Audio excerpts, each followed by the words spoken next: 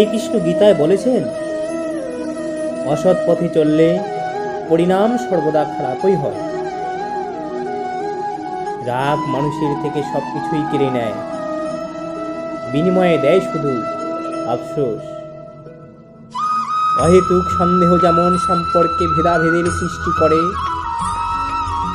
তেমনি একটু বিশ্বাস সম্পর্ককে মজবুত করে দেয়।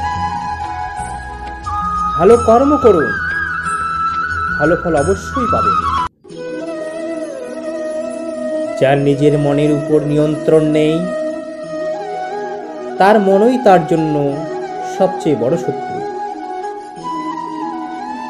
এই জীবনে যেমন কিছুই হারায় না, তেমনি কোনো অভিজ্ঞতাই বৃথা যায় না।